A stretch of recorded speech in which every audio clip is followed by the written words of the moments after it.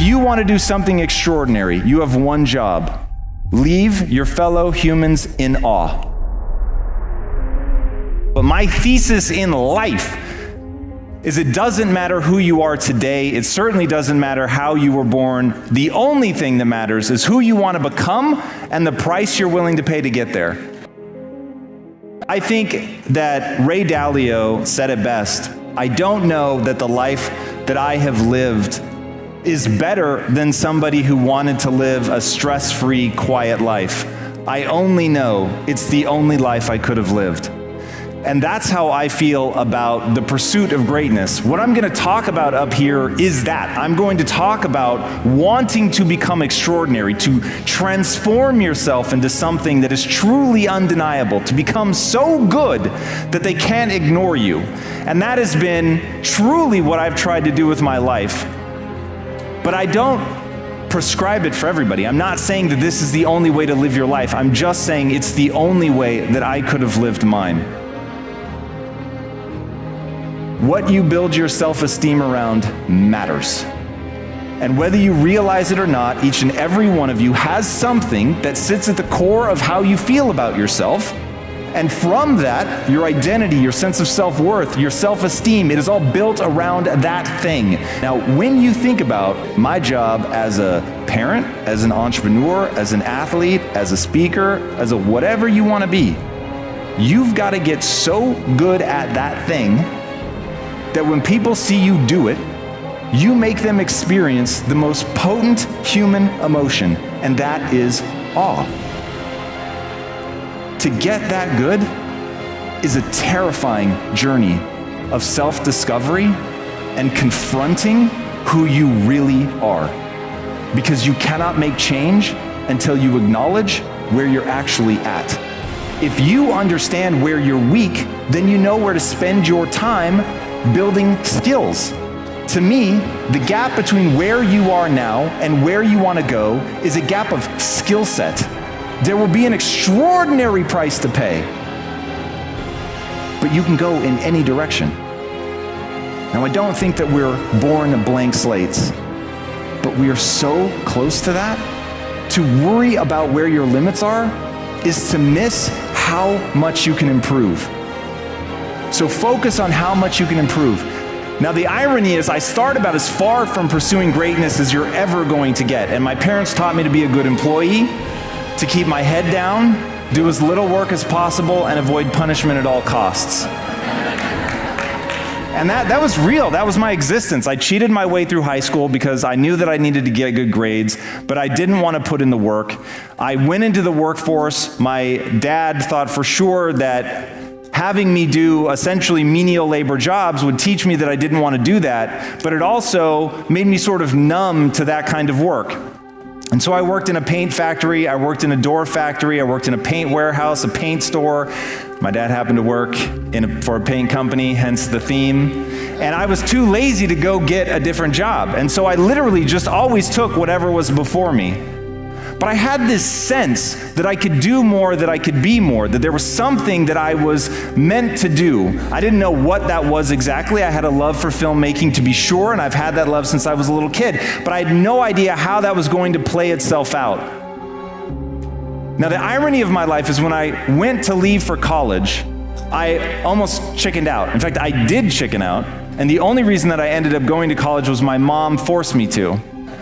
And I was having this moment of crisis. There was only me and one other kid that was leaving the state from my high school. Everybody else went to a state school. Everybody stayed together. It was that familiarity and living essentially a small life. And it sounded really enticing at the prospect that I was about to move away. And so I said to my mom, you know what, look, let's just forget all this. Let's call it off. It's going to be really expensive. I'll just stay here. And my mom was like, over my dead body. And she pushed so hard to get me out. But then every day since then, my mom has tried to get me back. And I was like, what the f***? Like, you're the reason I left. I never would have left if it wasn't for you. So I literally don't understand. And in that moment, my mom gave me the greatest gift anyone could have ever given me, because my mom supported me. She was my biggest cheerleader. But when I asked her why she pushed me so hard to leave for college, her answer totally without malice, was I always assumed you were going to fail.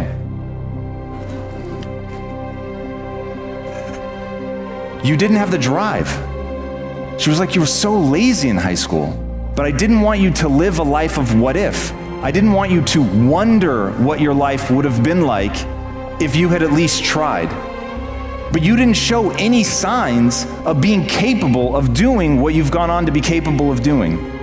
I would lay in bed for up to 4 hours a day, every single day, because I couldn't motivate myself to get out of bed. I didn't have a job. My girlfriend, now wife, was working, and I had one thing that I had as a responsibility every day, and that was to make her a sandwich before she came home for her lunch break. And the only thing that would get me out of bed, 15 years before I'm capable of building $1 billion company, the only thing that got me out of bed was shame. So you have to understand that people had not misidentified me. This is not a story of someone who was born extraordinary. People just couldn't see it, that I was secretly this amazing person who was just waiting for their opportunity to shine. This was somebody who was lazy as had no idea what they were gonna do with their life.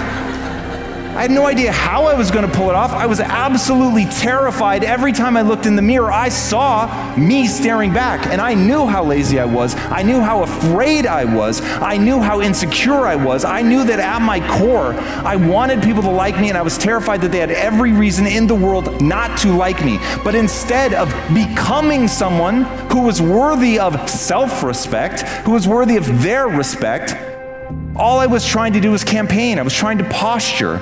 I was trying to create the illusion that I was something because that seemed like I could do it fast instead of just buckling down and doing the hard-ass work of becoming somebody new. I believed that my talent and intelligence were fixed traits. I was born a certain way, and life was about making the most of what I'd been born with. What I did not yet understand is the reason humans are the ultimate apex predator, the reason that we have taken over the globe in a way that no other species has, is because we are the ultimate adaptation machine. Darwin is often misquoted as saying it's the strongest of the species that survive. He did not say that. What he said was it's neither the strongest of the species that survive nor the most intelligent, but rather the most adaptive to change. It is the animal that can change the fastest to a changing environment that becomes the most dominant species the world has ever seen. It is our very nature to change. That is what we are wired to do. So you can go to the gym and bust your ass and train your body and change your physique, and we've all seen it happen with bodybuilders. We all get that they came out of the womb weak just like everybody else, and they put themselves under an ungodly amount of stress and strain, and they push themselves every day, and they have this just unimaginable amount of discipline. And from that, they are able to transform themselves into somebody completely unrecognizable. It is amazing. And because it happens on the outside, we all get it, we all believe in it. We look at athletes and we understand that they work their way there. But we don't look at Gary Kasparov and realize he did the same thing, because what's happening in the mind seems invisible. We can't see it. We don't understand what's happening. And so as shame was the only thing that would drag me out of bed, I didn't understand that the same thing I believed to be true of my body was true of my mind. I believed that the human mind couldn't change. I believed that it was fixed. I believed that my talent and intelligence were just what they were. It all seemed true. It wasn't like I knew it to be a lie. It wasn't even like I knew that I had a choice to think of it a different way. And one of my favorite quotes of all time is from Albert Einstein. And he said, the most important decision any human being has to make is whether they live in a friendly or a hostile universe. So at moments where I'm bone tired, I have that clarity. And when you have the clarity and you know where you're trying to go, then it becomes clear about what you have to train at. What are the things you have to train into yourself? But the only way to do that is to have a self-esteem that's built entirely around being the learner. Why? Because you get the shot to the head, the nugget of gold at your feet. It says, you suck at this. That hurts, man. That's hard to own. It's hard to face. and there's 1,000 voices in your mind telling you all the reasons why it's somebody else's fault and it's not your fault.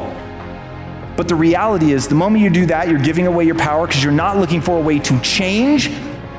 You're not looking for a way to shape your skill set. Remember, between where you are and where you want to go, it is a gap of skill set. But I'm begging you, I am begging you with everything I have. Remember that just 15 years earlier, I got out of bed solely out of shame. My mother thought I was going to fail. My father-in-law did not want me to marry his daughter. Brick by brick, day after day, I transformed myself. It was not an uncovering of something that was real and already there. It was simply acknowledging I am a hopelessly average human, but humans are the ultimate adaptation machine. So I can change. I can become whatever I want. And I just became single-mindedly focused on how much I could grow. And now that I was getting value and self-esteem out of growing instead of out of being, everything in my life changed.